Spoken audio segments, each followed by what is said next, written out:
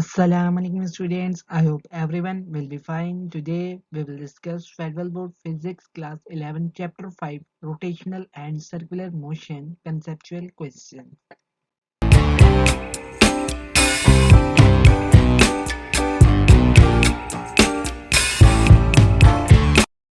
Why is the flywheel of an engine made heavy in the frame? जो flywheel होता है engine का वो heavy क्यों बनाया जाता है?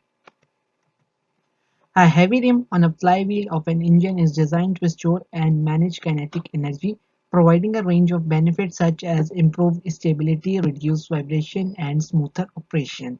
It plays a critical role in the overall performance and reliability of internal combustion engine.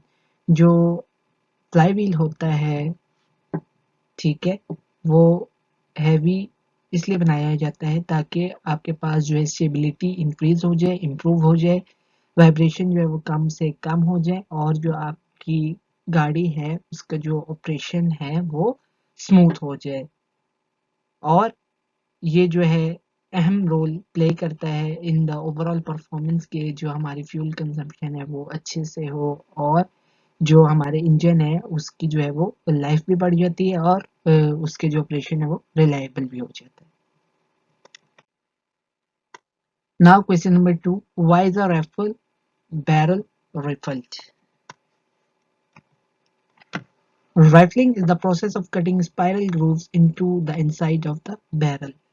Rifling क्या होता है जी? राइफलिंग प्रोसेस होता है जिसमें हम जो है वो स्पाइरल ग्रूव्स को कट करते हैं inside of the barrel. These grooves are called rifling and they impact a spin to the bullet as it travels down the barrel. और ये किस लिए होते हैं? ताकि जो हमारी बुलेट है उसको स्पिन मिल सके जब वो बैरल को लीव करे. Rifling in a rifle barrel is crucial for achieving accuracy, stability and longer effective ranges for firearms. जो राइफलिंग होती है वो भी इसीलिए होती है ताकि हम जो है एक्यूरेसी बढ़ा सकें, स्टेबिलिटी को इंक्रीज कर सकें और जो हमारी इफेक्टिव रेंजेस हैं उनको लॉन्गर कर सकें. It imparts spin to the bullet which enhances its flight characteristic and allows for better precision in targeting. इससे क्या होता है? एक तो हमारी बुलेट स्पिन होगी और जब बुलेट स्पिन होती है तो हमारे क्या है वो जो टारगेट में पहुंचने की प्रिसीजन है वो भी इंक्रीज हो जाती है. Now question number 3. Is it possible for a person to distinguish between raw egg and a hard boiled one by spinning each on the table? Explain. क्या ये पॉसिबल है किसी भी बंदे के लिए कि वो डिस्टिंग्विश कर सके कि कौन सा अंडा जो है कच्चा है और कौन सा जो है वो बॉइल्ड है by spinning each on the table? Explain. The key difference is that a raw egg has a liquid content that creates an uneven distribution of mass leading to an erratic and wobbly spin. जब spin करेगा तो raw egg क्या होगा? क्योंकि उसके अंदर जो है वो लिक्विड कंटेंट प्रेजेंट है तो उससे क्या होगा? जो अनइवन डिस्ट्रीब्यूशन है मैस की वो होगी और जो हमारी स्पिन है वो करेक्टली स्पिन नहीं होगी बल्कि वो वॉबली स्पिन होगा. While a hard-boiled egg has solid content that result in a smooth and stable spin, जबकि जो हमारे पास boiled egg है उसको जब हम स्पिन करेंगे तो उसके अंदर क्या है? सॉलिड कंटेंट प्रेजेंट है जिसकी वजह से जो डिस्ट्रीब्यूशन ऑफ मास है वो इवन है तो उससे क्या होगा? जो हमारी स्पिन है वो स्मूथ होगी. This behavior allows a person to distinguish between the two types of egg by observing their spin characteristics. इस बिहेवियर से जो है हम रॉ एग और हार्ड बॉइल्ड एग को डिफरेंशिएट कर सकते हैं on the basis of spinning characteristics. Now question number 4. Why is the acceleration of a body moving uniformly in a circle directed towards the center? जो body accelerate कर रही होती है, ठीक है, यूनिफॉर्मली इन अ सर्कल, वो accelerate क्यों करती है और उसकी acceleration directed towards the centre क्यों होती है?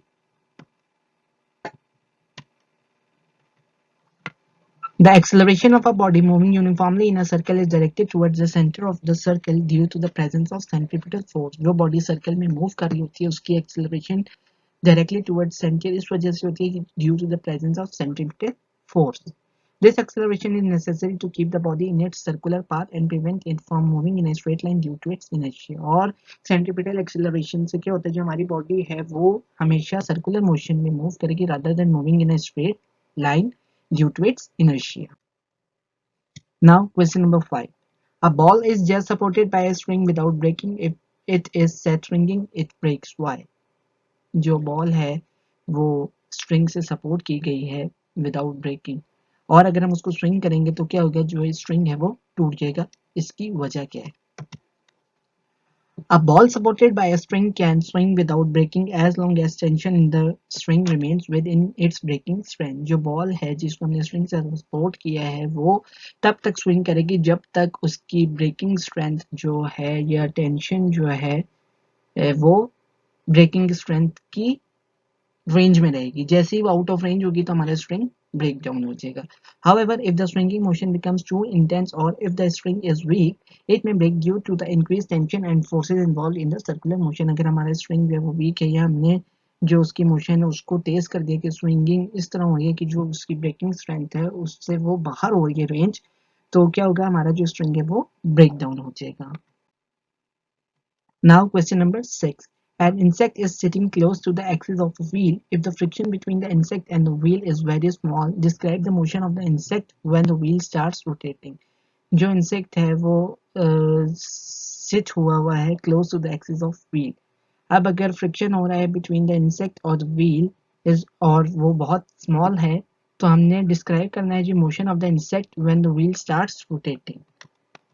The insect will not immediately start moving in the same direction as the wheel rotation. जो insect है वो wheel के rotation के साथ साथ start नहीं कर देगा अपनी rotation. Instead, it will initially stay close to where it was near the axis of the wheel. वो क्या होगा, जो axis of the wheel है उसके close रहने की try करेगा. As the wheel continues to rotate, the insect might eventually be pushed outward by the centrifugal force created by the rotation. और जब wheel continuously rotate होता जाएगा तो insect क्या है, outward की तरफ push होता जाएगा by the centrifugal force created by the rotation. However, this outward motion will be gradual and dependent on the wheel's speed and the small amount of friction between the insect and the wheel.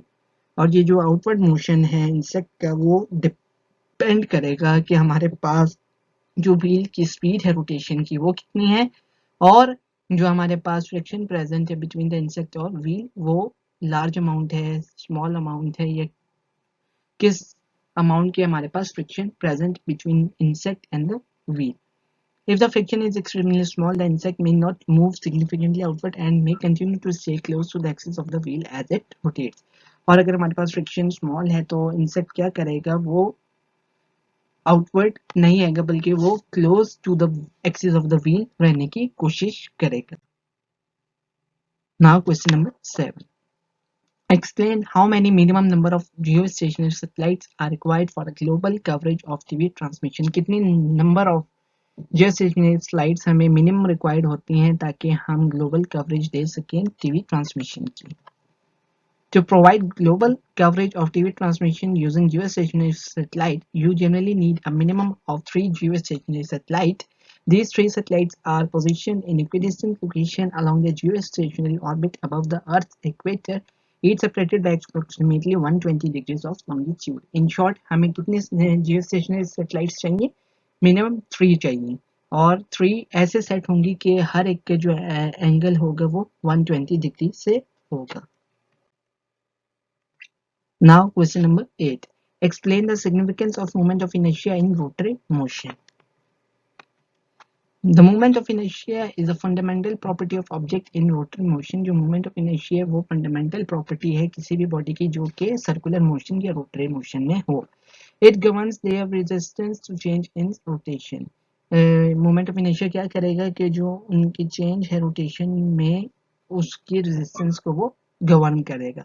Influences how they respond to applied torque, और देखेंगे कि applied torque से वो कैसे respond कर रहे हैं. And plays a key role in the conservation of angular momentum, और मोमेंट ऑफ इनर्शिया जो है वो कंजर्वेशन ऑफ एंगुलर मोमेंटम में भी अपना रोल प्ले करता है. Understanding moment of inertia is essential for analyzing and predicting the behavior of rotating objects in various mechanical and physical contexts. जो अंडरस्टैंडिंग है मोमेंट ऑफ इनर्शिया वाले concept की वो ज़रूरी है ताकि हम एनालाइज कर सकें, प्रिडिक्ट कर सकें अपने रोटेटिंग ऑब्जेक्ट्स के बिहेवियर को in various fields of mechanical engineering and physical context. Now question number 9. Why does the coasting rotating system slow down as water drops into beaker? जब वाटर ड्रॉप डाउन होता है into beaker तो costing rotating system slow down क्यों हो जाता है? When water drops into a coasting rotating system such as a spinning beaker, it causes the system to slow down due to the principle of conservation of angular momentum. जब water drop down होता है into the coasting rotating system जैसे कि spinning beaker हो गया, तो हमारा system क्या होता है, स्लो डाउन हो जाता है। उसके स्लो डाउन होने की वजह क्या है? ताकि हम अपने एंगुलर मोमेंटम को कंजर्व रख सकें। Angular momentum is given by the formula L is equal to I omega, where I is the moment of inertia and omega is the angular velocity. In a rotating system like a spinning beaker, the total angular momentum is conserved when no external torques are acting on it. जो angular momentum का formula होता है L is equal to I omega, I जो है वो क्या है? moment of inertia और omega है angular velocity।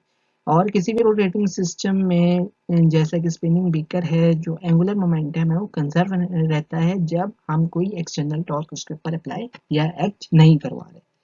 When water is dropped into the beaker, it adds mass to the system, increasing its moment of inertia. जब water drop होगा into beaker, तो उसका क्या होगा? mass of the system क्या होगा? increase हो जाएगा, और जब mass of the system increase हुआ तो हमारा moment of inertia भी increase हो जाएगा, क्योंकि आपको पता है मोमेंट ऑफ इनर्शिया का क्या फॉर्मूला होता है? I equal to M R square omega. जब mass बढ़ेगा तो मोमेंट ऑफ इनर्शिया भी बढ़ेगा, because moment of inertia depends on the mass distribution relative to the axis of rotation, यानी कि I equal to M R square.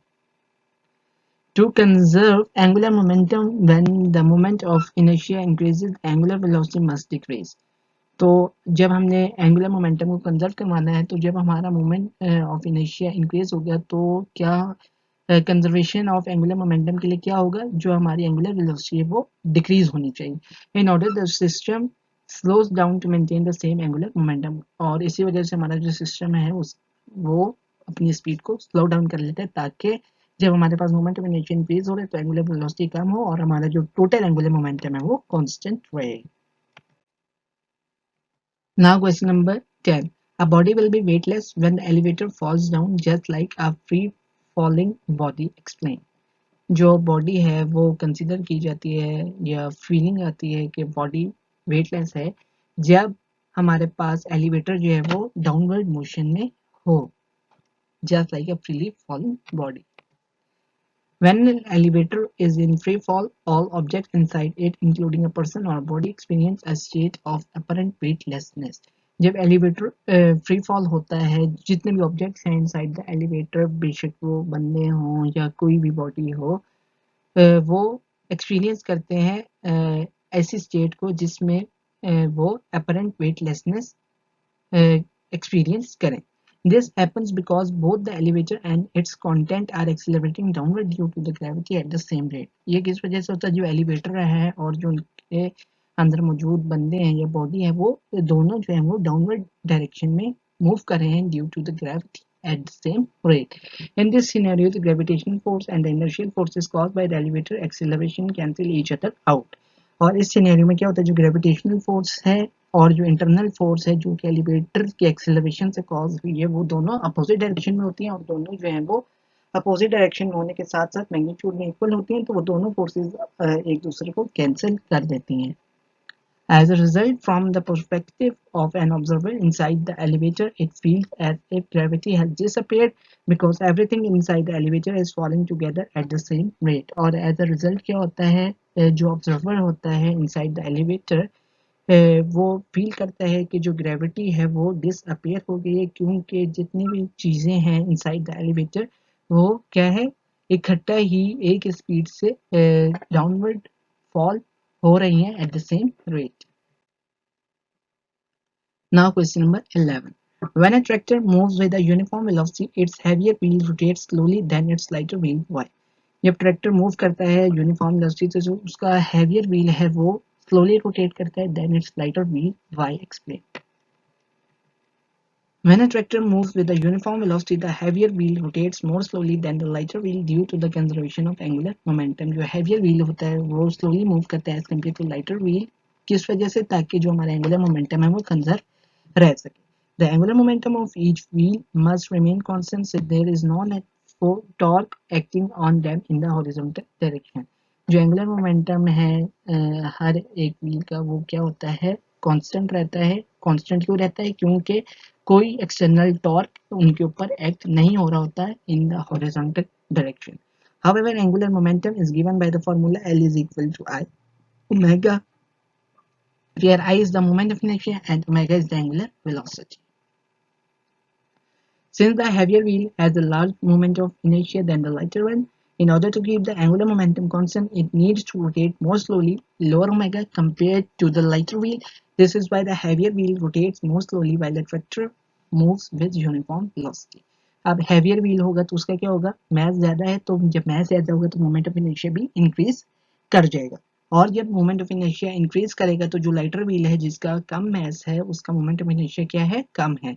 तो in order to conserve the angular momentum, जिसका moment of inertia ज्यादा है वो slowly slowly move करेगा, और जो लाइटर वेट है, लाइटर मैस वाला व्हील है, वो फास्टली मूव करेगा, ताकि दोनों व्हील्स में जो एंगुलर मोमेंटम है वो कंजर्व रहे जब ट्रैक्टर यूनिफॉर्म वेलोसिटी से मूव कर रहा हो। Now that's all about the conceptual questions of chapter number 5. Thanks for watching. Please like my video and share my videos with your friends, and press the bell icon for the subscription in order to get a notification for all the videos which we have uploaded in future. Till next video, take care. Allah Hafiz.